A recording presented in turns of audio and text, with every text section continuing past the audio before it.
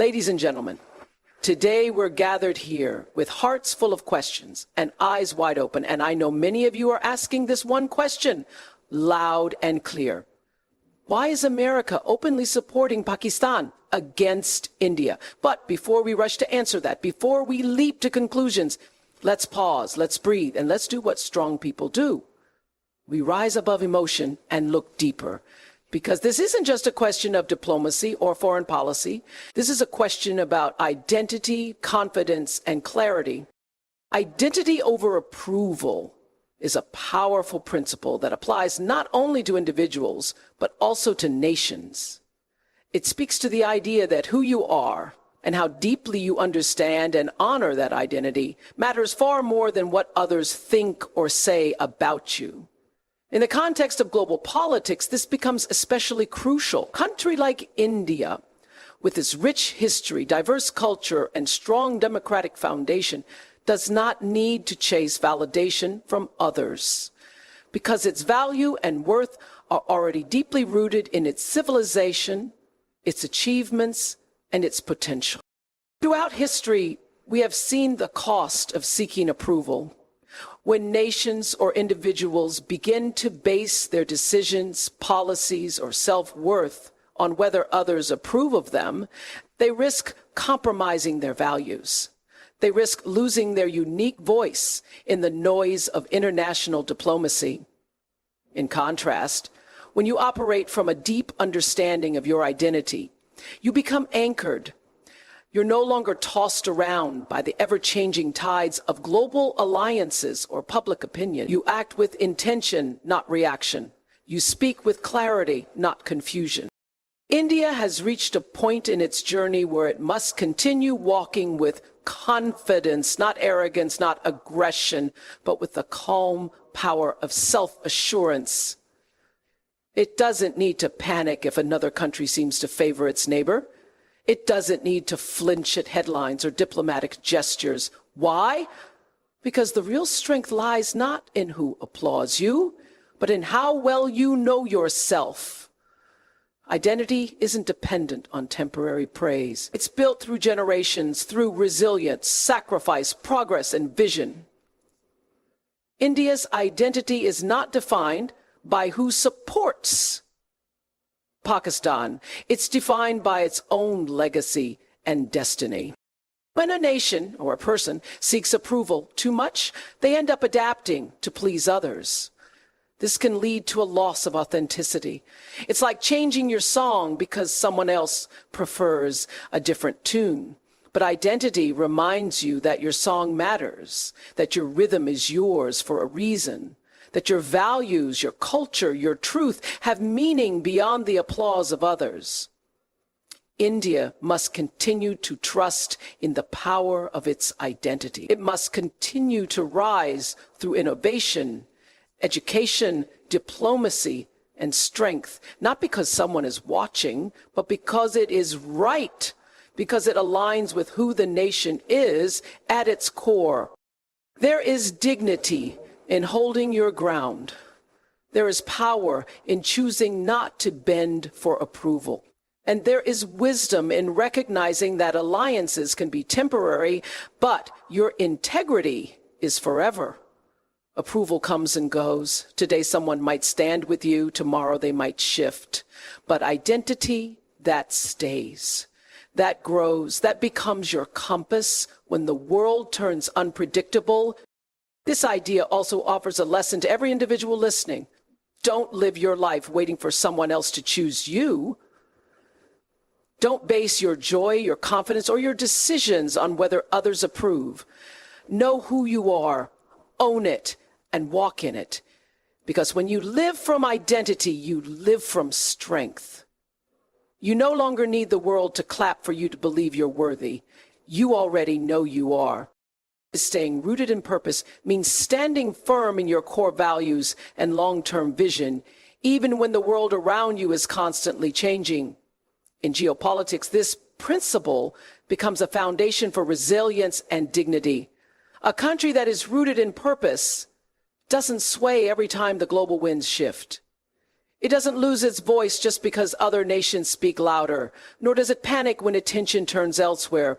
Instead, it remains grounded in the bigger picture of what it is striving to become. For India, this means continuing to build on its aspirations, economic strength, technological advancement, cultural preservation, and global leadership, not to please others, but because it aligns with its deeper mission. When a nation has a clear purpose, every decision it makes begins to align with that greater intention. It doesn't simply react to short-term headlines or temporary partnerships. It acts with wisdom, discernment, and patience. Purpose gives direction. It keeps a country from getting caught in the emotional traps of diplomacy, the need to be liked, the urge to retaliate, the temptation to compare. Instead, it focuses on progress, continues to invest in the things that matter most, uplifting its people, strengthening its systems, and expanding its influence through integrity. Purpose doesn't mean ignoring reality. It means responding to it without losing your foundation. It's easy to get distracted when powerful countries make choices that seem unfair or biased. It's natural to feel hurt when long-standing friends or allies seem to drift. But those emotions should never pull a country away from its mission. They should never lead it to abandon its principles. Staying rooted in purpose means you see beyond today's discomfort and keep walking toward tomorrow's promise. It means you don't let someone else's confusion detour you from your clarity. India's purpose is not a reaction to any other nation. It is a journey built on centuries of wisdom, the strength of its people, and a vision for the future that is uniquely its own. Its achievements in science, education, defense, and diplomacy are not by accident. They are the fruit of a nation that has stayed rooted in a larger dream. The world may or may not acknowledge it at every step, but purpose doesn't demand constant recognition. It only demands that you don't lose your way. When a country forgets its purpose, it starts playing someone else's game. It becomes reactive instead of proactive. It begins chasing approval, retaliating in frustration, or compromising its core just to maintain temporary peace. But when purpose is clear, so is the path forward. It might be longer, it might be harder, but it is always stronger because it's real and because it lasts. Purpose also brings people together. When the citizens of a nation understand the collective mission, they stop arguing about every distraction. They begin to unite, not just against something, but for something greater. That unity becomes the fuel that drives innovation, reform, and strength. It creates a culture of progress that no foreign policy shift can break. When a country is purpose-driven, it doesn't need to shout its worth. It shows it, not with words, but with results. This principle is not just for countries. It applies to each of us. When you live from purpose, you are not easily swayed by opinion. You do not crumble under pressure. You make your decisions with depth, with meaning, and with conviction. You keep building even when others doubt you. You keep rising even when others look away, because you're not living to be seen. You're living to become. That's what staying rooted in purpose is all about. Respect is earned, not demanded. And this truth applies deeply to both individuals and nations. It cannot be forced, begged for, or imposed through anger or pressure. Genuine respect comes through consistent action, integrity, strength, and the values one stands for over time. In the context of international relations, a country earns respect not through loud declarations or diplomatic complaints, but through the undeniable impact it creates, the principles it holds fast to, and the way it treats its own people and its neighbors.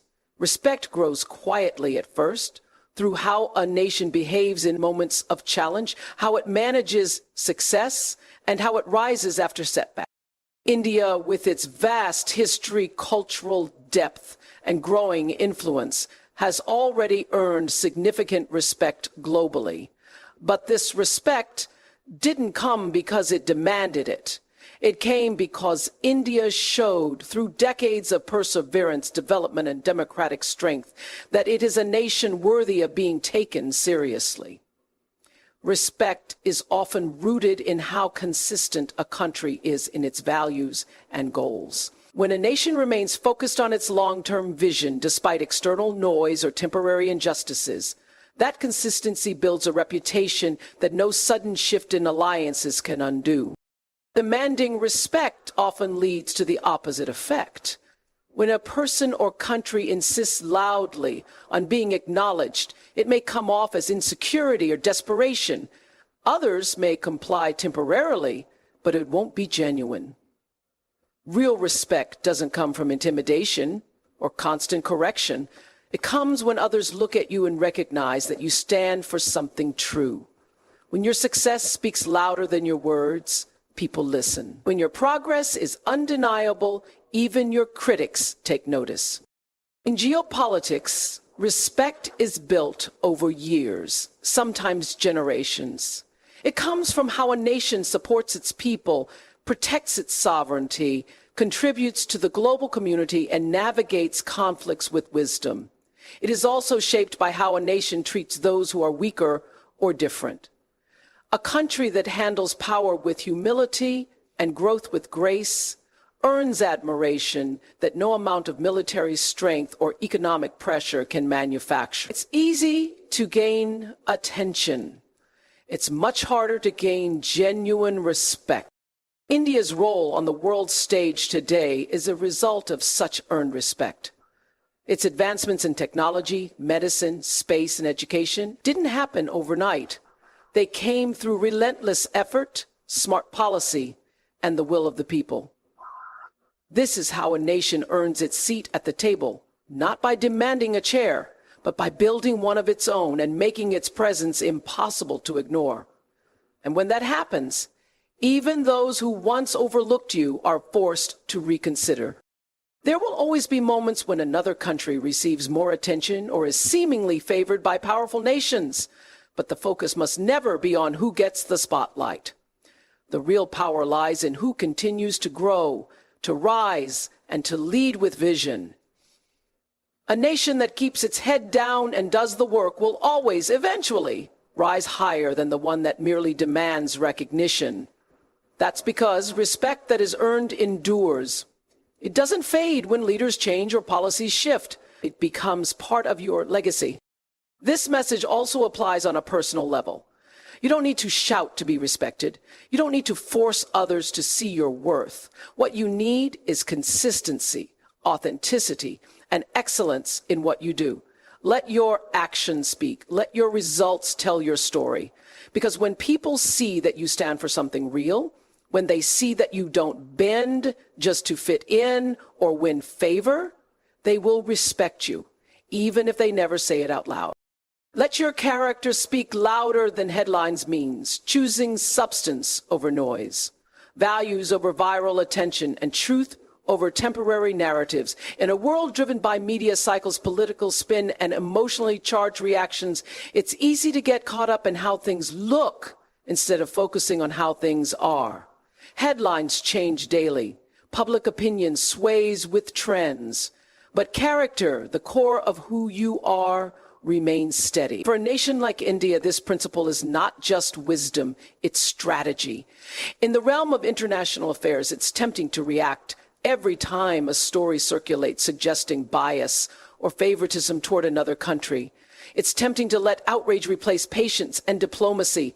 But countries that lead with character don't jump at every provocation. They move with purpose, guided not by emotion, but by principle. Character is revealed not when things are easy, but when challenges arise. It's in how a country responds when it is overlooked, misunderstood, or underestimated. Does it retaliate blindly? Does it spiral into anger or victimhood? Or does it stand tall, act wisely, and let its consistent actions speak for themselves? India's best response to any external narrative has never been through loud accusations. It has been through visible progress. When a country continues to educate its people, invest in innovation, uphold democratic values, and lead in technology and diplomacy, it sends a message more powerful than any headline could ever convey. It shows the world that character outlasts commentary. Headlines are fleeting. Today they may praise, tomorrow they may criticize. They are influenced by politics, economics, and sometimes bias. But character is built over time. It is rooted in the way a nation treats its citizens, honors its commitments, and handles its power. A country with strong character doesn't need to chase approval. It simply shows up, does the right thing, and allows time to reveal the truth. The world always takes note of consistency.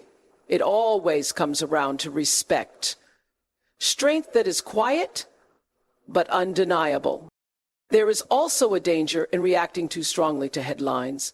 When a country lets its decisions be driven by how others perceive it in the media, it risks abandoning its long-term goals for short-term appeasement. It begins to focus more on image than impact, more on controlling the story than controlling its future. But character teaches restraint. It teaches that you don't need to explain or justify yourself every time someone writes your name in the wrong tone. You just need to keep building, keep leading, and keep standing for something greater. India's journey is not defined by what foreign newspapers or political analysts say in a moment of conflict or tension. It is defined by the way it continues to rise, educate, innovate, and inspire.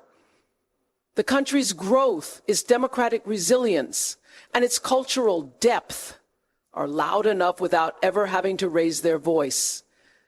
That is the essence of character. It doesn't boast, it doesn't panic, it simply delivers. And over time, the world adjusts its tone. This principle isn't limited to nations. For individuals, it means choosing integrity over attention. It means staying grounded in who you are, even when the world misunderstands you. In moments when you're tempted to defend yourself loudly or prove yourself instantly, remember that character doesn't rush. It doesn't flinch. It knows that truth revealed over time is far more powerful than any opinion offered in haste. The real impact always comes from what's real, not what's trending. Respond with focus, not emotion, is a call to maturity, wisdom, and long-term thinking, whether in personal life or on the stage of global politics. It's about choosing clarity over chaos and vision over reaction. In the heat of the moment, when something unfair or provocative happens, the natural instinct is to respond emotionally. Anger rises, pride gets hurt, fear creeps in, and the desire to retaliate can feel overwhelming. But emotional responses, especially in high-stakes situations, often lead to actions that are regretted later. They can cloud judgment, distract from strategy, and escalate problems instead of solving them.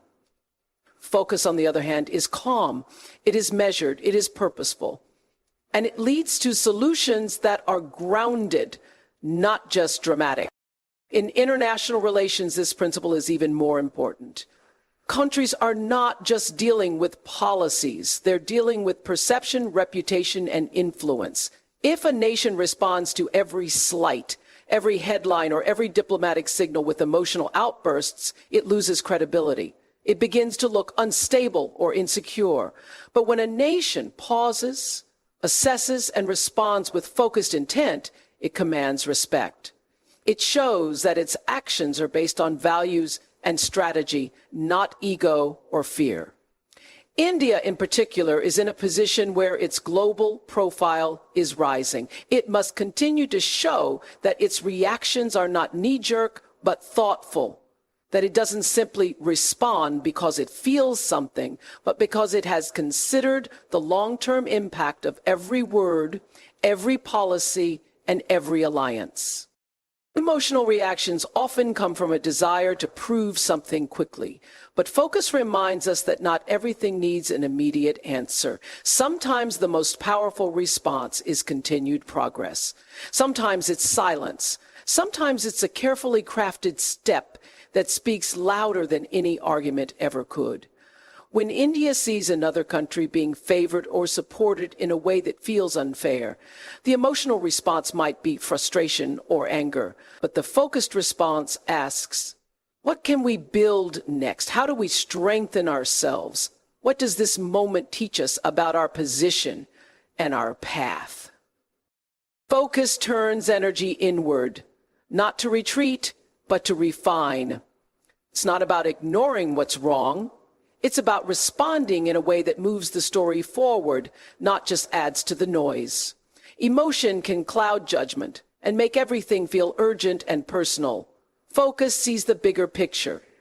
It understands that today's headlines won't matter if tomorrow's results are stronger. When a country keeps building, investing in its people, forging new partnerships, and leading with integrity, it doesn't need to get emotional every time the world seems unfair. It simply keeps moving forward, and that momentum becomes its answer. Responding with focus also sets an example. It shows the next generation how to lead. It teaches young leaders that emotional intelligence isn't about suppressing feelings. It's about channeling them constructively. It shows that power is not in how loudly you respond, but in how wisely you act. Emotion might win a moment, but focus wins the future. This approach doesn't mean you stop caring. It means you care enough to respond in a way that actually creates change. It means you are not reactive, but responsive. You think, you plan, you act. That is where true strength lies. Not in immediate reaction, but in deliberate movement toward your goals. Focus holds the line when pressure builds. It chooses the path that brings lasting growth over the one that merely brings temporary satisfaction. And in doing so, it transforms challenges into opportunities for real progress.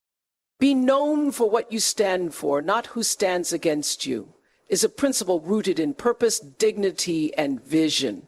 It calls for a shift in focus, from reaction to intention, from rivalry to values, from defensiveness to leadership. Too often, individuals and nations alike become defined by their opponents. They let their energy, narrative, and even identity be shaped by conflict, opposition, or controversy. But the real measure of strength isn't in how loudly you respond to criticism or how many adversaries you defeat.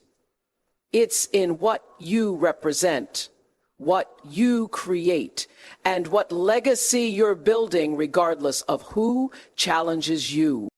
For a country like India, which is walking steadily toward a greater role on the global stage, this truth couldn't be more important. It's easy to fall into the trap of defining yourself by your rivals, especially when tensions run high or when another nation is given favorable treatment by global powers. It might feel natural to fix your gaze on the one standing in your way or the one trying to undermine you, but that's not where greatness is found. Greatness is found in clarity of purpose, in knowing what you're here to build, what principles you won't compromise, and what kind of future you are committed to shaping, not just for yourself, but for generations to come. Being known for what you stand for means shifting the narrative from defense to vision. It means the world doesn't just associate your name with your conflicts, it associates it with your values. When people hear the name of your nation, they should think of innovation, resilience, culture, progress, and leadership, not just opposition. When history remembers you, let it be because of what you built, not just what you resisted. Let it be because of the light you shined, not just the shadows you stood against. Opposition will always exist. No nation rises without friction, and no success comes without challenge. But if all your attention is on the ones trying to block your path, you may miss the purpose of your journey. That's why leadership demands a higher level of focus. It demands that you move not as a reaction to what others are doing, but in alignment with your own deeper convictions. It means choosing to lead with integrity, even when others provoke you. It means choosing to build bridges where possible, and where not, continuing forward with peace in your heart and resolve in your steps. The world watches how a country responds, not just to threats or injustice, but to its own opportunity. Will it use its voice to complain or to inspire? Will it use its energy to attack or to uplift? What will it be known for when the dust settles and the noise fades? These questions matter because they determine more than just reputation. They determine legacy. When you're known for what you stand for, your enemies become footnotes, not chapters. They are part of the journey, but they don't define it. This principle isn't just for nations. It's for people, too. Don't spend your life proving people wrong. Spend your life proving your purpose right. Don't give your power away by constantly naming your critics. Let your actions, your values, and your results speak for you. Lead from within. Lead with vision. And let the story that follows your name be one of courage, clarity, and contribution. Let it be written not by your battles, but by your beliefs.